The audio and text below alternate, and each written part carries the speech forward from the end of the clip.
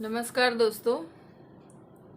Chapter 1 में हमने जो बड़े सवाल सीखे हैं और जो छोटे पहले स्वाध्याय 1.1 1.2 में सीखे सवाल, उससे रिलेटेड सारे सवाल आपको स्वाध्याय 1 में दे रखे हैं, तो आप उससे प्रैक्टिस कर सकते हैं स्वाध्याय 1 में दिए गए सवालों से। लेकिन कुछ सवाल ऐसे हैं जो बोर्ड में 2 या 3 नंबर में पूछे जाते हैं और आपको स्वाध्याय में 1 में दे रखा है।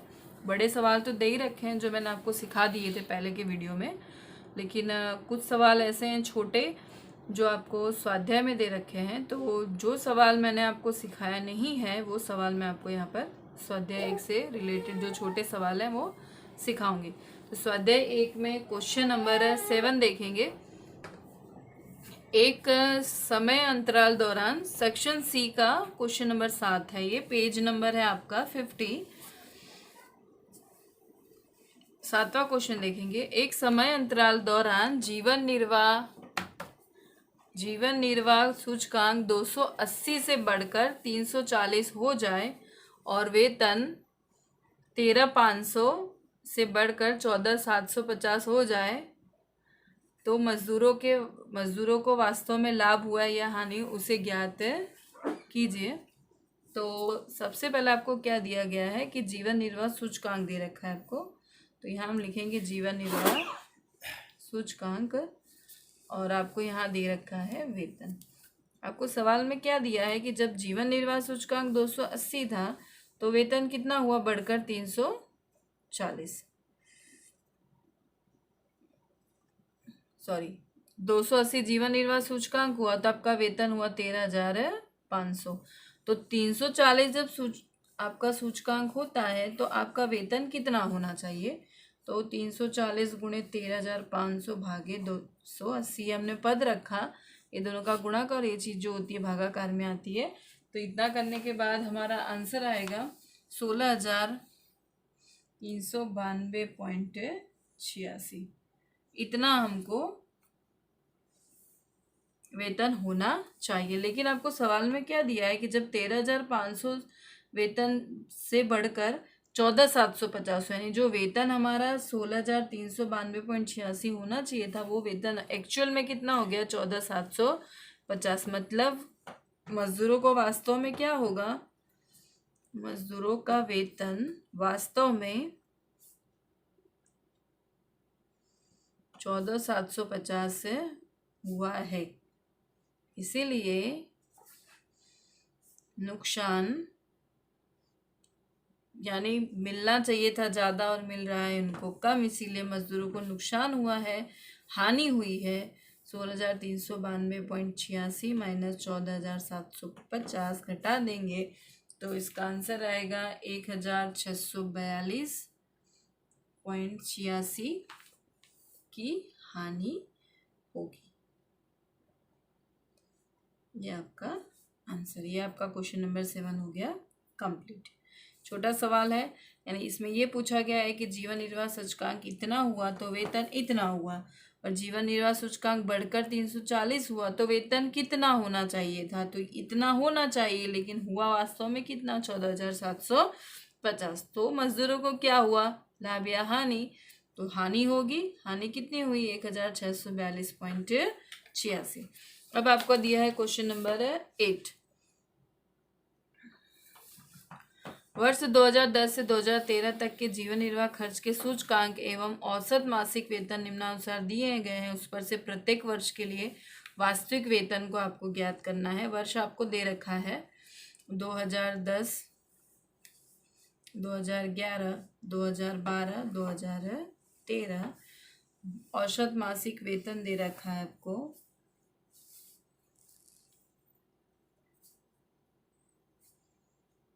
रुपए में 35,000, 40,000, 42,000, 50,000। और जीवन निर्वाह खर्च का सूचकांक दे रखा है आपको, जीवन निर्वाह खर्च का सूचकांक 120, 150, 130 और 160। आपको क्या ज्ञात करना है, वास्तविक वेतन। और वास्तविक वेतन का सूत्र क्या होता है, यहाँ पर लिख दिया जाएगा वास्तविक वेतन ये हमें निकालना है। और इसका अगर सूत्र इसमें नहीं आपको इन्वॉल्व करना है तो आप नीचे भी मैंने कहा था कि लिख लेंगे। यहाँ पर वास्तविक वेतन लिखा जाएगा, वास्तविक वेतन बराबर औसत मासिक वेतन बटे में जीवन निर्वाह खर्च का सूचकांक गुणे में 100। बस अब सिर्फ क्या करना है, वास्तविक वेतन की गणना प्रत्येक वर्ष के लिए हमें कर देनी है। तो यहाँ पर औसत मासिक वेतन है आपका 35,000, तो 35,000 भागे 120 गुणे 100, रकम आएगी आपकी 29,166.67। फिर ये है 40,000 भागे 150 गुणे 100, ये हो जाएगा 26,666.67। 42,000 भागे 130 गुणे 100, ये हो जाएगा 32,307.69। और 50,000 भागे 160 गुणे 100, ये हो जाएगा 31,250। ये हो गया आपका कंप्लीट वास्तविक वेतन। वास्तविक वेतन पूछा था, वास्तविक वेतन का सूत्र लगा देंगे, औसत मासिक वेतन बटे जीवन निर्वाह खर्च का सूचकांक गुणे में 100। अब आगे स्टार्ट करेंगे क्वेश्चन नंबर 9।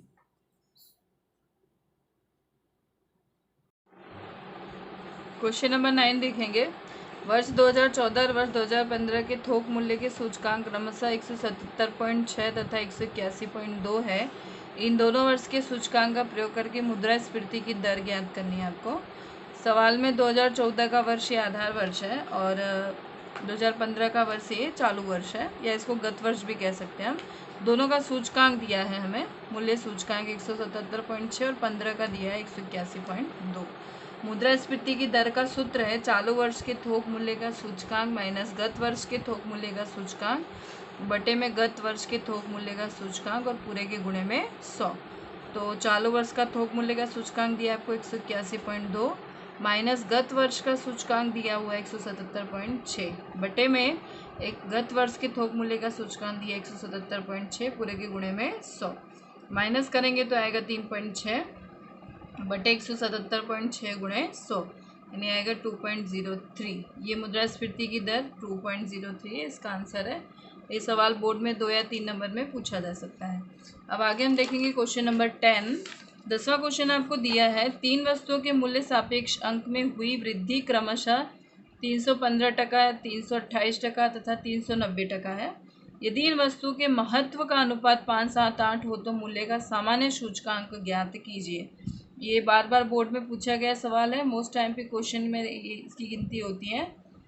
3 वस्तुएं दी है और उसमें वृद्धि हुई है क्रमशः। तो ABC है, सूचकांक I वृद्धि है तो मानेंगे हम कि 100 मतलब सूचकांक होगा और वृद्धि हुई है क्रमशः, तो 315% यानी 315 प्लस करेंगे तो हो जाएगा 415।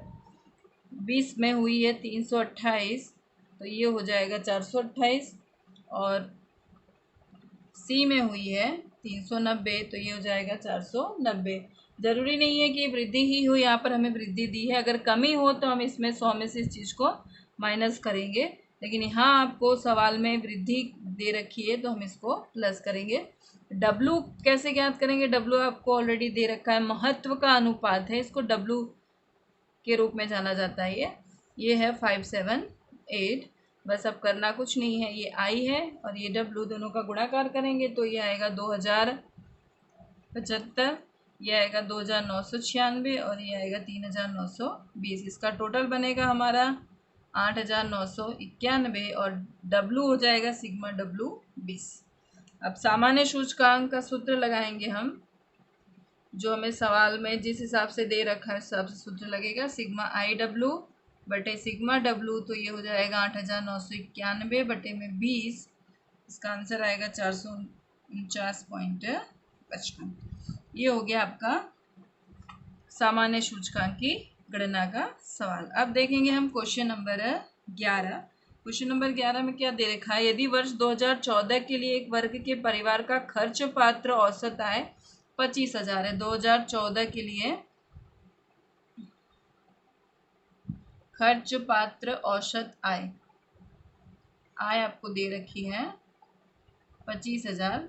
सवाल आपको क्या कह रहा है, यदि उस वर्ग का वर्ष 2014 के आधार पर वर्ष 2016 के लिए जीवन निर्वाह खर्च का सूचकांक 120 हो, तो वर्ष 2016 के लिए इस वर्ग के परिवार की खर्च पात्र औसत आय का अनुमान कीजिए। मतलब 2016 के लिए आपको जीवन निर्वाह खर्च का सूचकांक दे रखा है,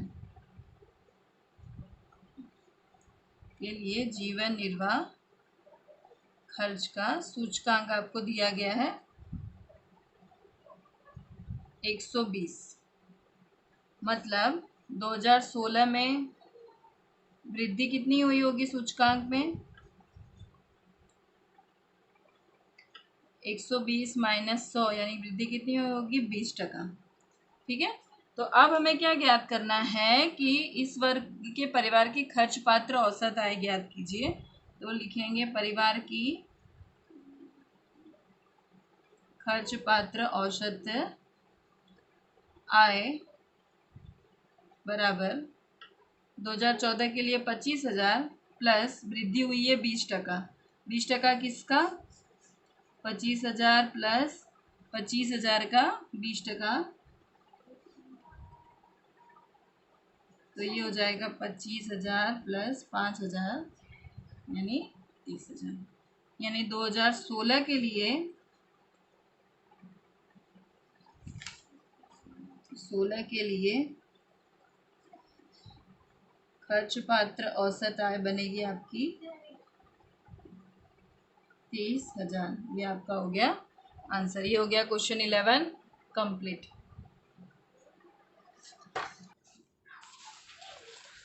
क्वेश्चन नंबर 12 देखेंगे। एक मजदूर का वर्ष 2015 में मासिक औसत आय 16,000 थी और 2016 में बढ़कर 20,000 हुई। यानी ये 2015 का वर्ष हमारे लिए आधार वर्ष और 2016 का वर्ष हो गया चालू वर्ष। तो 2015 की तुलना में वर्ष 2016 के लिए आय का सूचकांक ज्ञात करना है। तो 2016 के लिए सूचकांक आय बराबर P1 बटे P0 गुणे में 100। P1 का मतलब चालू वर्ष का मूल्य, चालू वर्ष का मूल्य यहाँ पर हम उसको औसत आय के रूप में लेंगे। तो चालू वर्ष का मूल्य हमारे लिए दिया गया है यहाँ 20,000 और आधार वर्ष का मूल्य हमें दे रखा है 16,000 गुणे में 100। मतलब ये आएगा 125। यानी 2016 के लिए आय का सूचकांक होगा 125। ये आपका आंसर। अब देखेंगे क्वेश्चन नंबर 13। एक वस्तु का उत्पादन वर्ष 2016 में आधार वर्ष की अपेक्षा 9/5 गुना बढ़ा हो तो वर्ष 2016 के लिए उत्पादन का सूचकांक ज्ञात करना है। 2016 के लिए सूचकांक ज्ञात करना है। 2016 का वर्ष होगा ये चालू वर्ष और इसके पहले का वर्ष होगा आधार वर्ष। तो आधार वर्ष का सूचकांक प्लस चालू वर्ष के सूचकांक में वृद्धि।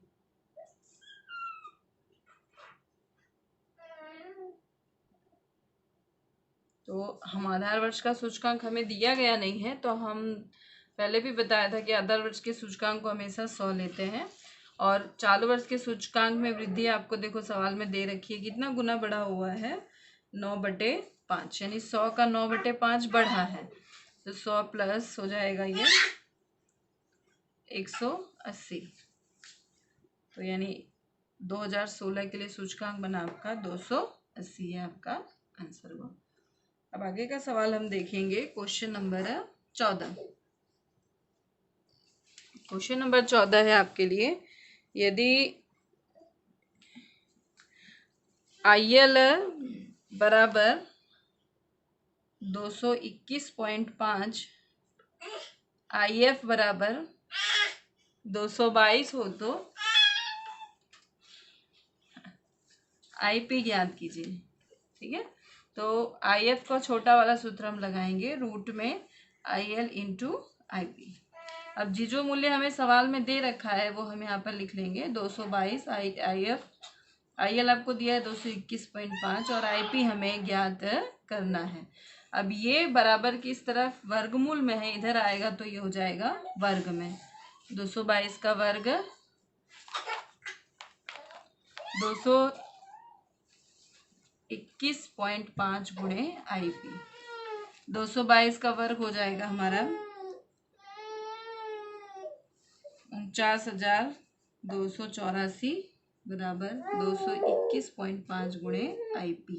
अब ये चीज यहाँ पर गुणाकार में बराबर किस तरफ आएगी तो हो जाएगी भागाकार में बटे 221.5 गुणे IP। भाग देंगे तो IP बराबर हो जाएगा 222.85। ये आपका आंसर है क्वेश्चन नंबर 14 का।